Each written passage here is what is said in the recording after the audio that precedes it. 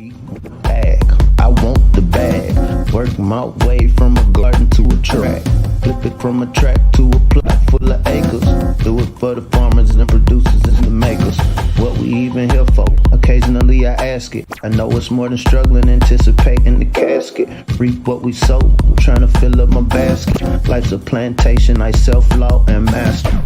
Over the plot I've been granted on this planet. Now it's slanted, cause the chosen been supplanted. But if you overstand it, it was spoken. Fractured, but we ain't broken. Even though some would rather play the role of token, we growing.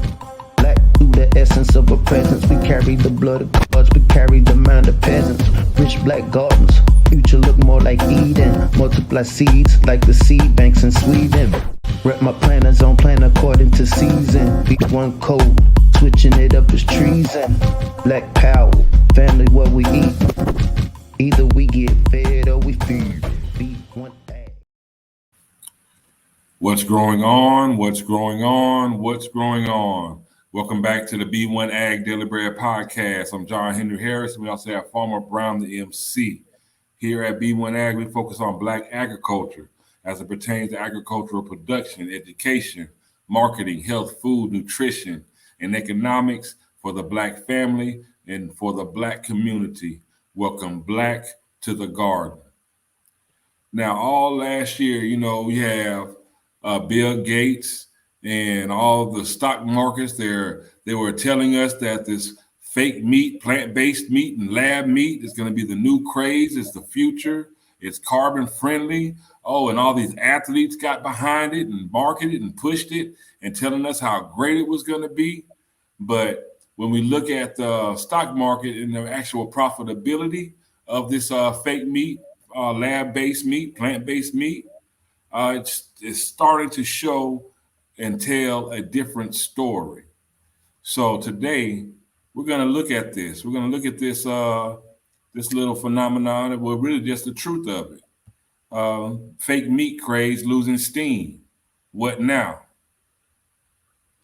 Because it's now we're proponents of healthy eating and eating as good as you want to be, but from a market standpoint, millions, really billions and billions of dollars have been pumped into this fake meat craze, and it has not yielded a return as of yet. So we're going to look at this and really dive deep into what this means as far as our meat intake into the future, and also just the viability of the laboratory meat. So, Farmer Brown, what say you? First, I just like to say peace to the B1 family. Hope everybody's doing well. What a Big Al say? Real recognize real. We don't real recognize real. And so right now we think about a lot of economies are based around speculation. And so in 2019, this what we'll call fake meat industry was being traded at 234. That was July in 2019, where it's now trading under $48. And so, we've had a lot of people talking about all of these great possibilities. You actually had a lab-grown meat plant opened up in California. I know there's one in Israel. And so it kind of reminds me of the hemp craze with the hemp oil. People totally forgot about the fiber and other uses for hemp. And so they went to the oil, and the market was oversaturated, or, it wasn't capacity to really get the most out of your crop. So saying that to say, I think this particular story says a lot about a lot of other trends and waves when we come to this concept of value. So I look forward to deep diving into this discussion. Now, as we stated, billions and billions of dollars have been pumped into this fake meat industry. And there's a story out from AgWeb at agweb.com that says fake meat is bleeding money. And what this article says is that there's no animal blood on the floor in plant-based protein maker Beyond Meat's processing facilities, but for 3 years, the company has been bleeding cash. In fact, investors in the once trendy fake meat company have seen losses mounting. JP Morgan stock analyst Ken Goldman called Beyond Meat the worst performer in our universe in the last year. And that's because Beyond Meat's stock price fell 67% in a market that saw a median gain of 13%. Additionally, Goldman said Beyond Meat fell 15% over the past month and 10% of the past week. Now, change takes time. Now, all these billions of dollars pumped into the market, I guess a lot of people were expecting to see immediate turnaround and everybody to jump on the bandwagon of fake meat. But, people eat what they eat and they like what they like. And this is a new product. So this is one of the reasons we stress getting black to the garden as the original stewards of this planet. And so how do we get to where we're in 2022 having this discussion about fake meat in the first place? So fake meat, from the globalist, from the billionaire standpoint, hey, this is a way to address climate change. Truth be told, a lot of the crops that you see when you're riding along the interstate in rural areas, a lot of land has been reserved just for feeding. When you think about all the meat that needs to be sourced, you think about the Super Bowl that just passed, you think about your grocery stores, which you see is less and less meat, which is a whole nother topic. But it's real land intensive because you have to raise a lot of crops, a lot of corn, soy to feed these animals. On top of that, you think about the water, you think about the manure processing. And so all of these, because when these livestock waste, it goes into waterways. We think about Flint, Michigan, in the urban setting, and okay, these lead pipes have been here for decades, not addressed. Can you imagine how efficient of a system it is to address all of these different systems in rural America? We're barely able to tackle the ones in urban areas. And so can you imagine how old the infrastructure is to properly manage the manure? And so once again, I guess trying to play devil's advocate. And so the Bill Gates and people who've invested in Beyond Meat see it as, okay, well, if we don't really have to grow the real animal, then we could avoid having to destroy or depleting the soil or depleting the waterways. But in doing that, you have all of these other unintended consequences. Because to make, I think a couple of years ago, just to make a one lab grown hamburger was like $100,000. You factor in the technology needed, the labor, all of the different materials. And so we've been kind of watching this over the last few months, actually a year or two now, to where these companies are slowly trying to get that process down to where it matches the market of, regular meat. But it's not going to happen.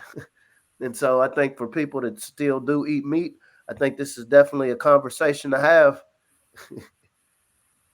I heard about that fake KFC. I haven't touched KFC in years, but I was curious how that was going to go. Because once again, I'm glad you brought that up. Like bro was saying about this whole thing of marketing. You have this whole thing of marketing. And so, we're gonna start hearing this climate change word more. And, I create the problem, I'm gonna say the solution. So our solution is we're gonna give you meat and protein, and we didn't have to raise, thousands, millions of heads of livestock. In some countries, they've already introduced insects, which, some cultures, insects are normal, but, we think about marketing. Can you think about marketing some crispy crickets to a Super Bowl crowd in North America, for example?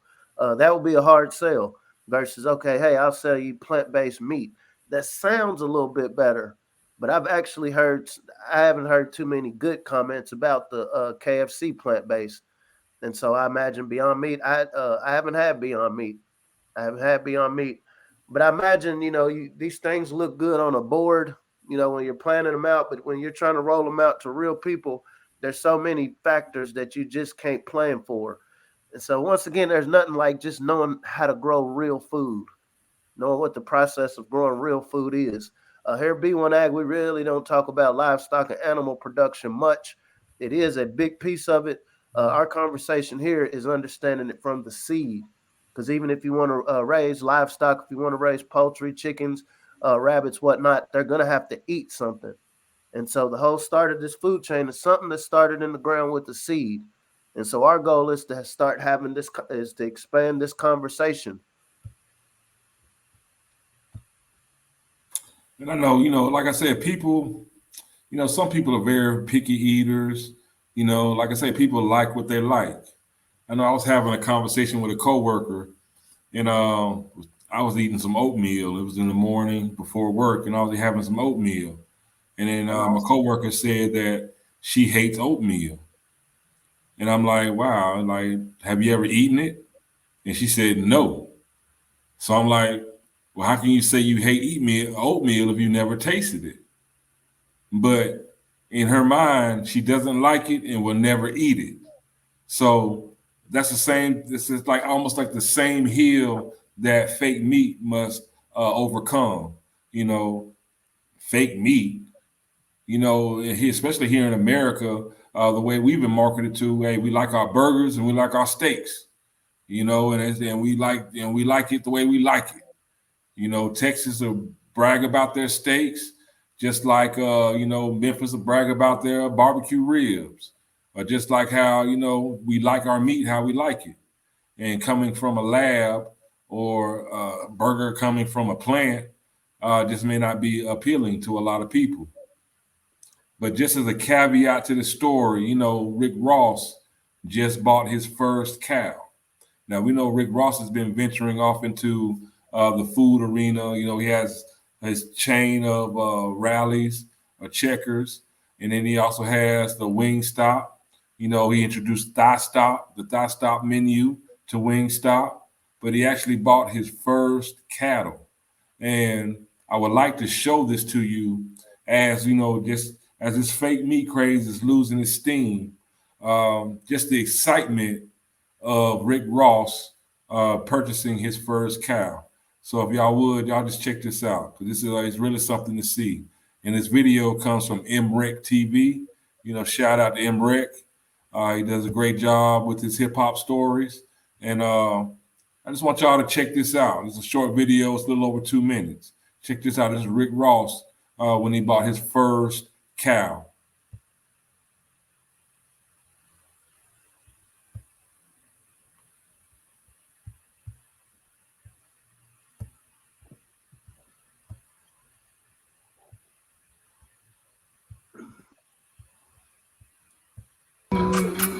Wayne Bush, he smelled daddy. Daddy right here. He smelled daddy. Come to daddy. Oh! Show these hoes a bull. What I'm gonna name this? Come to daddy. Look at you. Oh. His name is Trust, but we can re-register to change his name. You want him to be you can name him whatever you want. You know what I'm saying? Ooh, we gotta come up with it. He was 10 months old. He only 10 months. 2,700. This my first cow right here. This is my first. Look at it, big boy. Look at it. Come here, daddy. Feed you good. You gonna eat good. Oh, you gonna eat like the biggest stuff right there. I'm ready for it right now. I'm ready for it. I'm ready for it. I'm in Central and Sandbox.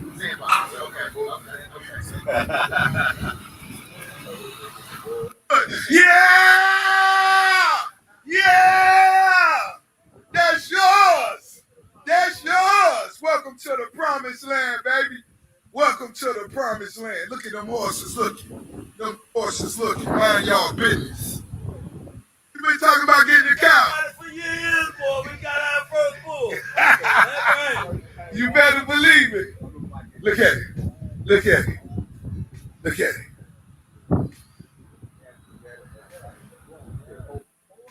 I want y'all to know my bull just a puppy. That's why I'm referring to him as a cow. He less than a year old. He only 10 months. But as y'all can see, he gonna be a giant, big boy, boss Angus.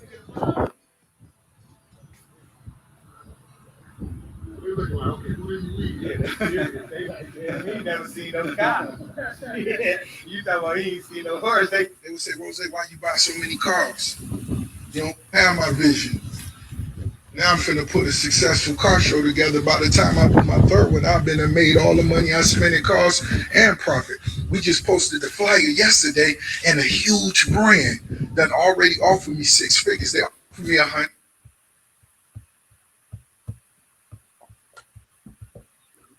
And I hope I know y'all all can of hear them. that. I hope y'all can hear the excitement. Yeah! Now, when have you ever seen Rick Ross that excited talking about jewelry or even cars? He was talking at the end of the video, he was talking about his cars, but did you see his demeanor? It was totally different from when he bought his first cow, Boss Angus. That Did cow, you see his entourage? everyone was happy. Think about this. That cow is projected to be 2,700 pounds. Rick Ross can feed his whole family off of that one cow. Oh, he's gonna breed that. He's gonna breed it. Of course. But if he was to eat that cow would feed his family for an entire year. Trust me. My grandfather, we had cows growing up. He never had no more than 2 to 6 cows at a time. But he would kill one cow a year. And then when that one cow, off of that one cow a year, our immediate family ate, as well as extended family for the entire year. That's the Let's look at importance. let's look at the context. I can definitely appreciate the context. This is Rick Ross, right? Got my first brick, then I flipped it. I got my first cow. First meaning I plan on getting second, third, and fourth. One of the bros in his entourage was like, "Yeah, we've been talking about this for years." And this is what this Grow Hard Challenge is about. I guarantee you, all of them men that were out there, the entourage, they've enjoyed some great nights in Miami, around the country, traveling with the boss. And so to see that level of excitement with grown men, Erica, sister, can you imagine some kids seeing some cats that they respect, some local cats around the hood that got, a couple stacks to invest in some livestock? Maybe you're not going to raise it, but maybe you can reach out to somebody like Brother Lockridge that knows where the feedlots are, that know how to raise livestock, that's willing to talk to the kid, and Waka Flocka as well. Waka Flocka, Beyonce got a bee farm right now. And so it's definitely gaining traction. So, my thing is, how do we capitalize on the grassroots level? Because all of us aren't going to be superstars. Rick Ross did more promotion for agriculture than 4-H could do with millions of dollars of funding through the USDA. He did it just by doing a video of him getting his first cow. Because out of, I imagine millions of people have seen that video. And out of millions, we're being specific now, a few thousand have now got a seed in their mind. Well, damn, Rick Ross got a cow. He was selling dope on his iPhone. Now he's selling livestock. Maybe I'm gonna jump into that. And like we said, the context of this conversation, we see the plan that the elites have for this fake meat ain't going the way they wanted it to. On subject, but off, not to digress, I think Pfizer and Moderna, a lot of these companies were sending out emails to their stakeholders like, hey, we're not going to, next quarter might be kind of bad, once the research starts coming out. And part of me believes that the same thing is going to come out with this plant-based. In many areas, yes, it makes sense. We reduce the wear and tear on the natural land, and we provide a healthy alternative. But once again, the devil is in the details. A few months back, and I know some of the family I'm not happy about it. If you talk to any of the elders, I remember my sister's grandmother Archie said, those aren't chickens that y'all buy in the store. I mean, it has the word chicken written on it, but that's not chicken. And so saying that to say, I hope the Most High allows our body to be able to absorb some of this toxic stuff that we've been consuming for decades now. But one of the reasons we're excited about this conversation, because this is time to, what does this process look like? It took us decades to get away from eating natural, to where this dude is like he's in his 40s, and this is his first time owning a cow, right? But this is something exciting to him. So how can we recreate that excitement to somebody who's not even in middle school yet? How can we make that normal to somebody that young, to where once they get Rick Ross's age, okay, they done already started their whole operation. Either they went to school, went and interned, or went directly and started their own ag operation. But it starts with planting that seed. Like I said, Rick Ross did better promotion for agriculture than the USDA could ever. And we want to plant that. We're definitely here at B1AG. We're planting that seed at healthyblackfood.com. Sign up, get your kids to sign up, get your nephews, nieces, cousins, brothers, sister, auntie, uncle, the family, your friends around the block. Hey, y'all sign up at healthyblackfood.com and learn how to grow your own food. And don't just learn how to grow your own food, put it into practice. This is a survival skill that we must reclaim. We must reclaim this survival skill and this knowledge of growing our own food. And think about this: the more food you can grow for yourself, that's less money you have to spend at a store that we see the shelves are becoming more and more empty, and those prices are becoming extravagantly high for My less mom wanted some quality. turkey necks this morning, so I ended up having to go 2, 3, 4 different stores to find some turkey necks to take to my mom. And these are, some of the higher end stores where normally they have these things in stock. You go down each of these rows of shelves, there's these large, just empty spaces. And it's one of those things they talk about, the boiling frog, where the frog's in the pot and it doesn't realize it's being boiled. This was happening with our food security right now. And once again, when white America catches a cold, black America catch COVID, AIDS, gonorrhea, syphilis.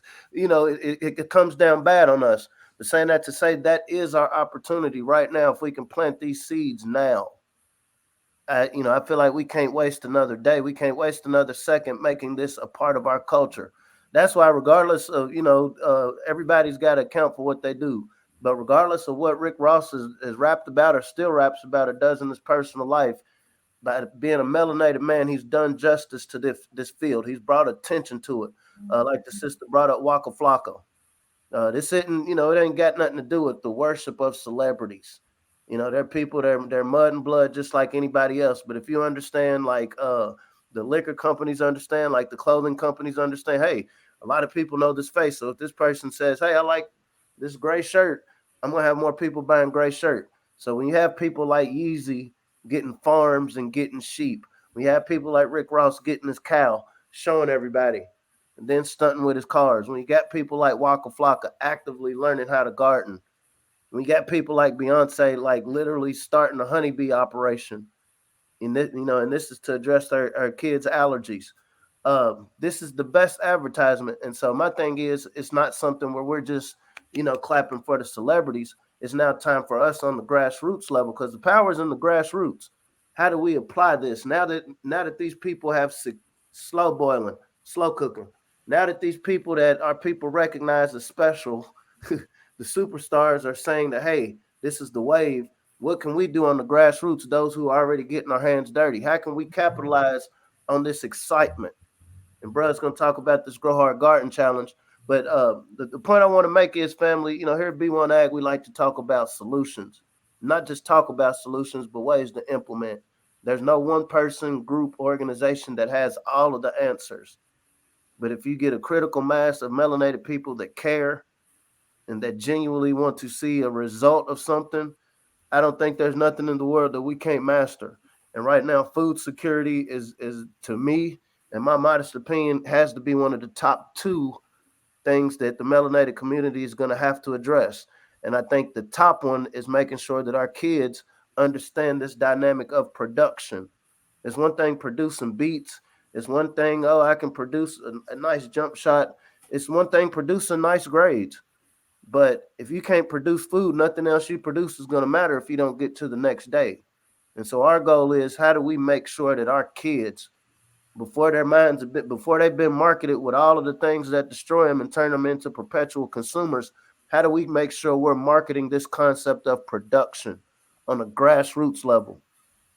Any one of us can become kids to superstars who don't know nothing. They don't know nothing about big time superstars yet.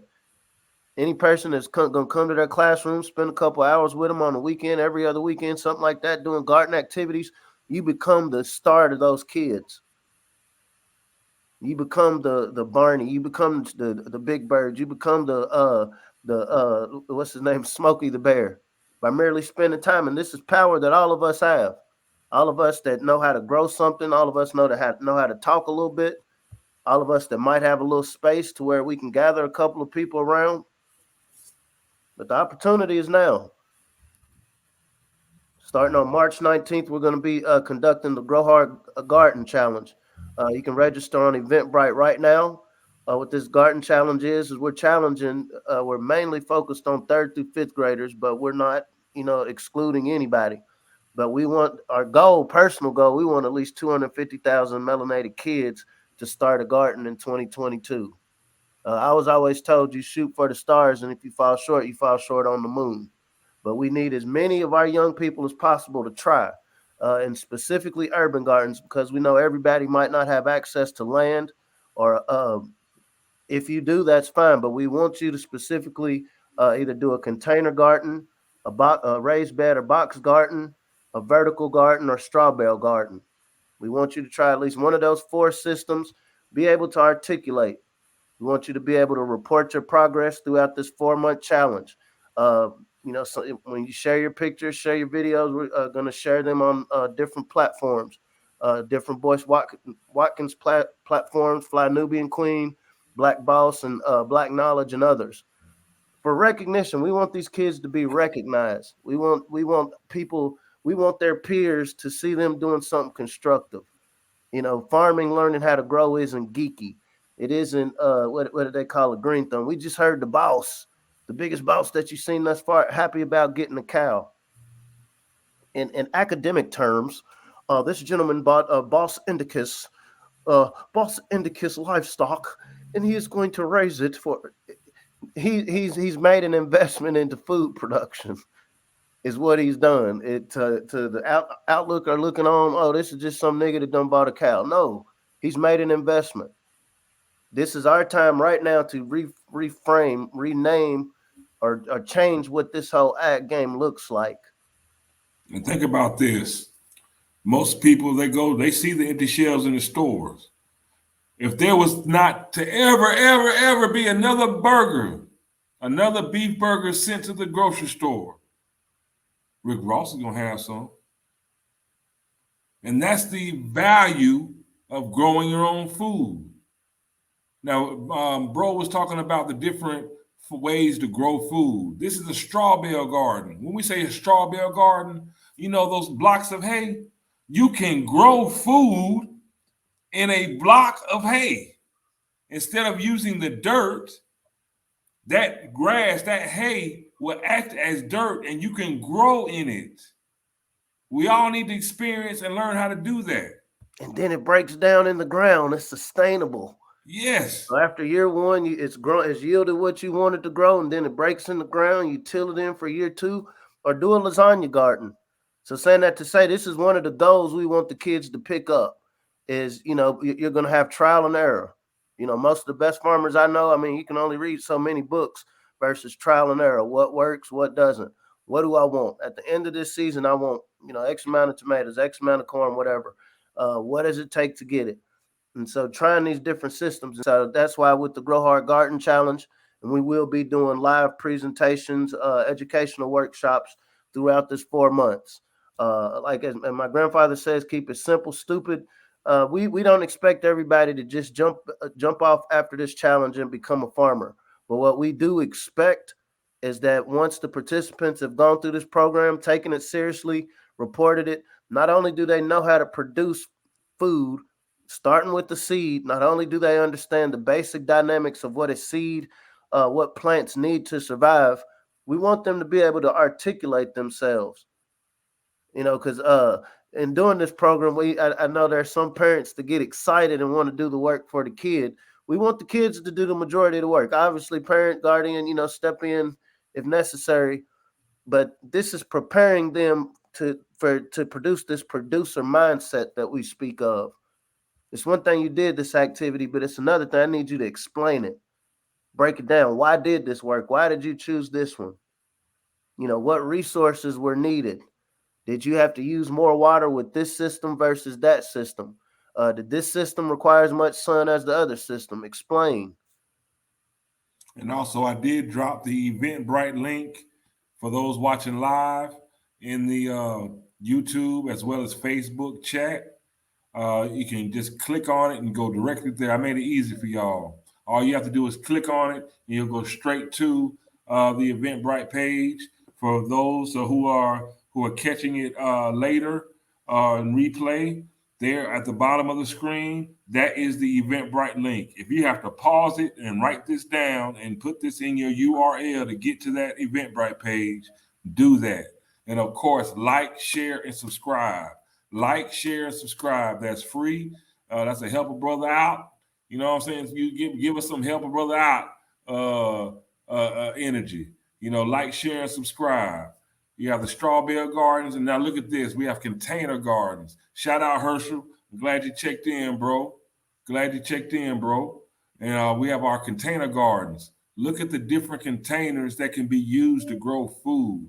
This is where we can get creative. You know, we can repurpose a lot of things.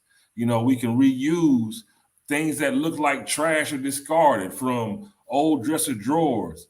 You know, I even joke about it, but you could put some landscaping fabric inside of an old shoe.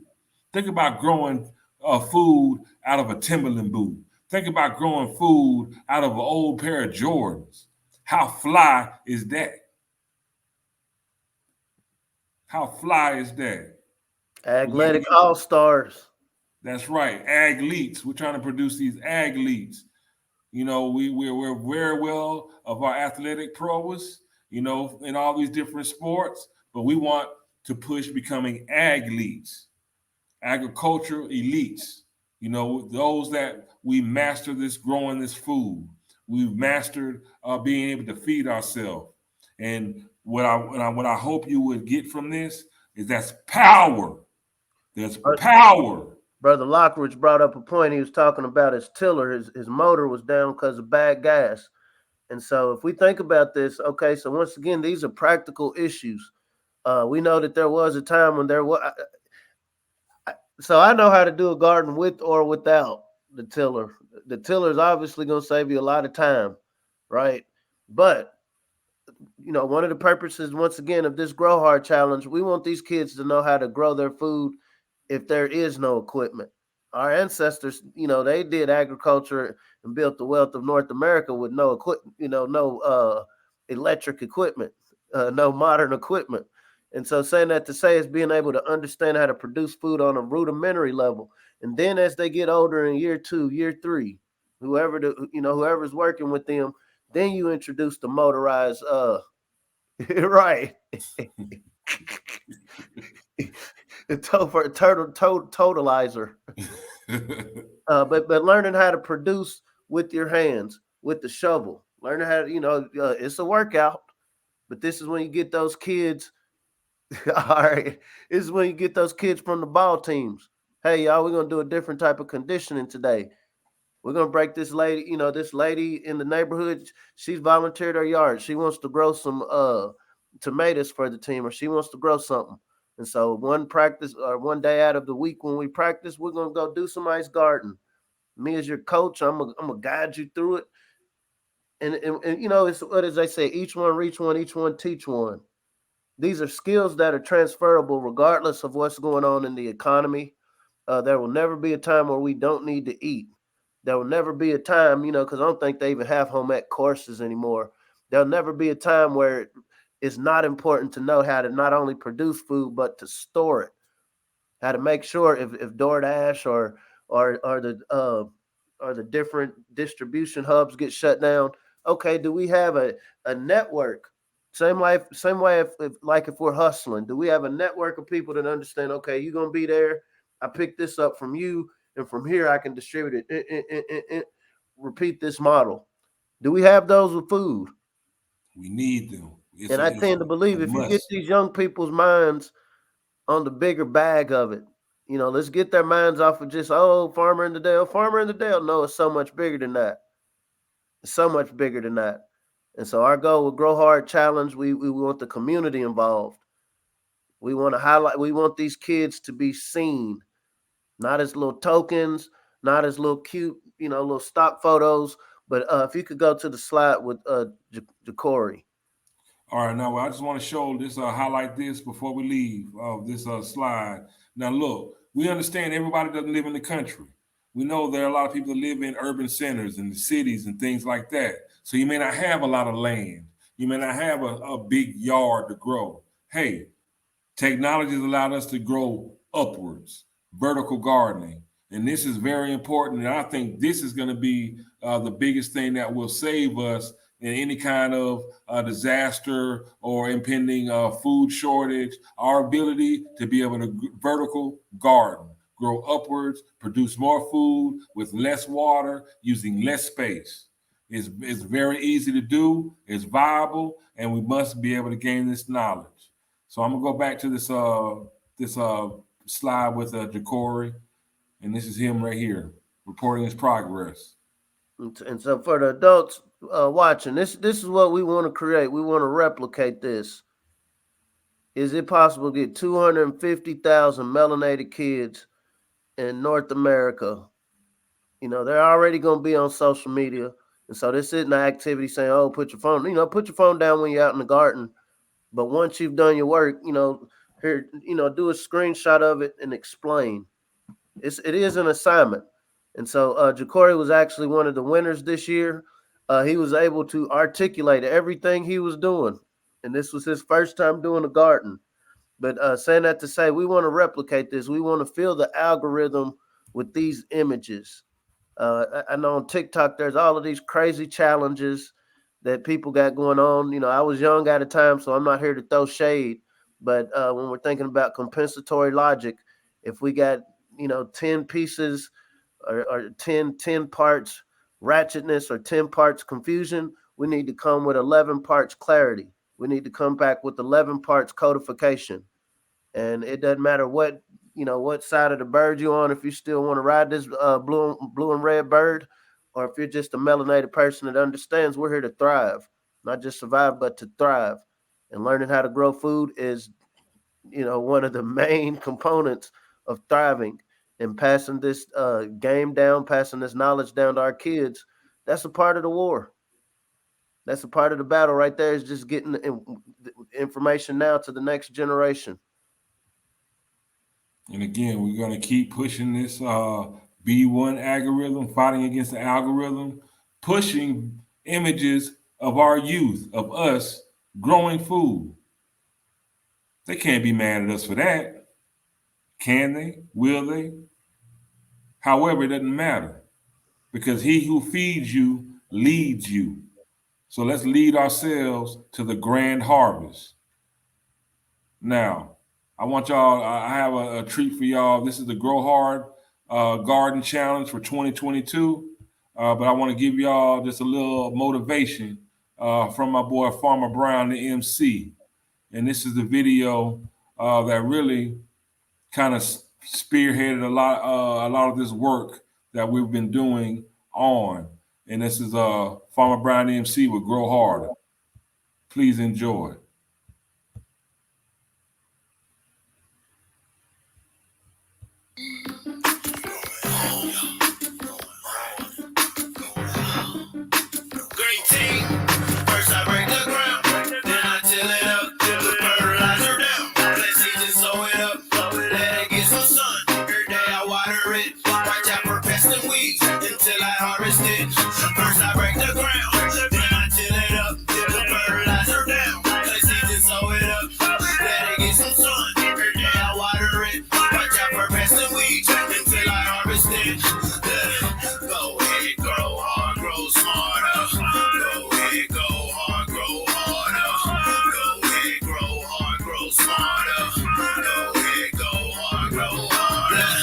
Photosynthesis, yeah,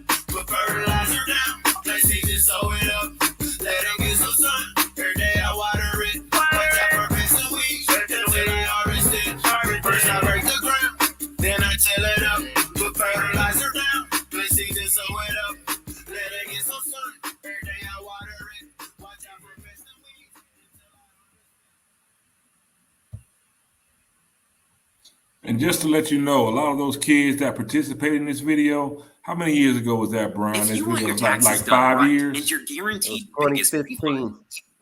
Okay, 2015. So that's 7 years ago.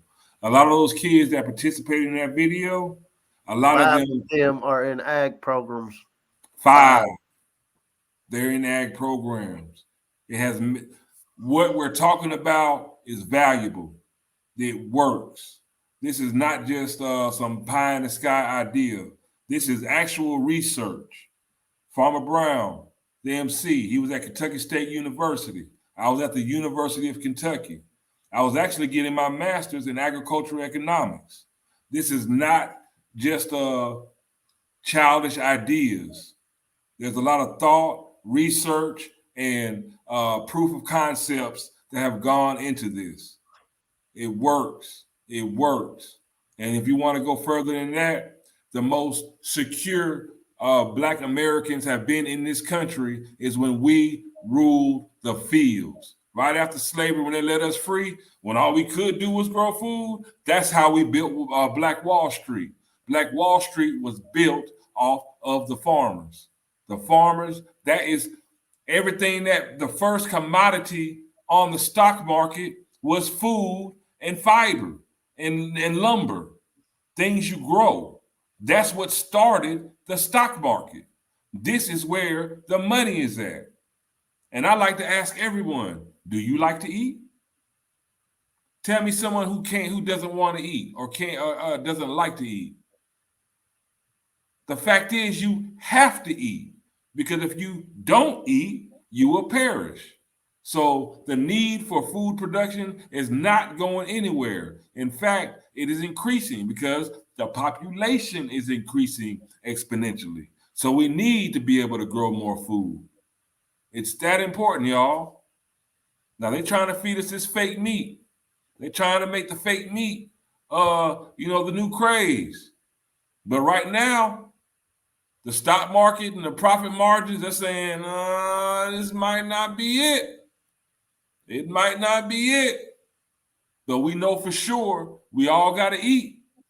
We know that for sure. We all got to eat. So, And Brother Lockridge, it's challenging. We've had this discussion before. It seems like, and I can tell you from experience, it seemed like, okay, these kids ain't really paying attention. They don't understand the value, the dad, mom. They don't understand what we got out here with this farm. Because, see, I deal with this with white clients as well. And they're like, I don't like that jungle music, but, they don't say that to me. But it's understood. Like, I don't really like hip hop, but if my kid likes this and this somehow lets my kid understand that Papa's farm has value, cool. And so my thing is, like, I want to make sure the melanated people understand the value. So when brothers like Brother Lockridge is fortunate to have offspring and fortunate to have a home base, okay, maybe year 1, year 2, year 3, they're on the other shit. But then and this is the beauty, it ties into what we're talking about today. So when a Rick Ross comes in, boss, with the gold chains and 50 cars comes in and says, I'm getting a cow. When Beyonce Queen Bee says, I'm it's not just a beehive, I'm really raising bees. When Waka Flocka, all they do is raising livestock, those kids that's on that other shit, look at them. They listen to these celebrities. And so it's like your kids actually have an advantage. And so they can turn up and they see, a celebrity's talking about this. And it's going to make them look outside a little different. They're going to see dad's farm a little bit different. They're going to see dad's operation. Oh, dad got dirty boots. He ain't got, red bottoms on, but he's producing. And the people who've been telling me about red bottoms, they're doing what dad was doing. And so once again, the power is in the grassroots. Are we preparing ourselves? Because I'm a person that I don't believe in coincidence. I haven't talked to none of these people, Rick Ross, none of these people, but you see this alignment taking place. All the pieces are falling in together. We think about the Patriot Act and spying. Oh, we don't need to spy. When you're tapped into what you're supposed to be doing, it comes together. I think about Avatar when they was running through the woods and all the animals came together. But this is real time, bro. This is real time. And, we didn't get in this disparaging place overnight. And so we're not going to convince these kids overnight. So once again, the goal is we plant seeds and we cultivate within our means. You know, we're not looking for any pie in the sky outcomes. We understand if you can reach 250,000 of any demographic, you're going to get at least a third of them to buy in. We want to get at least a third of 250,000 currently third through fifth graders within our community, within our family, to see the value in agriculture. So when Mr. Lockridge's kids get older, they have a community of people to say, hey, man, you're lucky. Your dad got a farm. Your dad knows how to do this. Your mom knows how to do this. Oh, y'all got that? And so we have to create a community. You know, we're social beings. We like to be socially accepted, right? And so what can we do to drive this out, this social algorithm of social acceptance of we are people that produce? And let's not forget, many hands make light work. So we really need our own sustainable, formidable food system, our own, separate from whatever the government states or they can provide. We need our own. And many hands make light work. So the more people we have participating, the more people that we have digging in the dirt, more people we have growing, hey, that's going to be more food produced, less hunger amongst our people. And that's a great thing. It's been a great show, y'all. Glad to be back. We appreciate all the misses. We miss y'all too. You know, glad to be back. We all got to eat. Again, healthyblackfood.com. Sign up. Learn how to grow your own food. You can do it there. Please don't forget, we have the Grow Hard Garden Challenge for 2022. Here is the Eventbrite link at the bottom of the screen. For those watching live on Facebook and YouTube, I also put it in the chat there, where you just click on it and go straight to the Eventbrite page. Sign up. That's free. We just want you to participate and get the kids to participate, and let's really give them something that they can show off. Our kids like to show off and stunt. You know, you put them on, they see you on TikTok trying to show off all these dances. Let's see them show off what they can grow. Let's see what you can grow. Let's show what you can grow. You know, let's see who can grow the most. Who can grow the most? And let's do it. I wish you would try to grow more food than me, because winner loses 2 times more food to eat. You heard? That's a positive challenge. That's a challenge where we all win. We're challenging our kids in something that there is no loser. You're gaining knowledge. You're gaining a skill. You're learning how to do something on your own. He who leads you feeds you. Kroger, Walmart, or whatever your local grocery store, they're not our master. We can be the masters of our own fate with all the provisions that the Most High gave us. Land, air, and water. And these seeds and these plants. And of course, these hands. Let's get to work. So, Farmer Brown, at the end of the day, I'm talking about at the very end of the day, we like to say, if you really, really want to know something, what do we need to do, bro? Really want to know something? Prints in the mud. Let's learn how to grow something. Thank y'all for tuning in to B1AG Daily Bread Podcast. Hey, let's grow hard. Let's grow harder.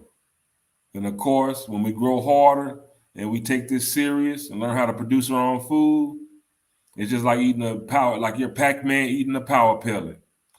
Power up!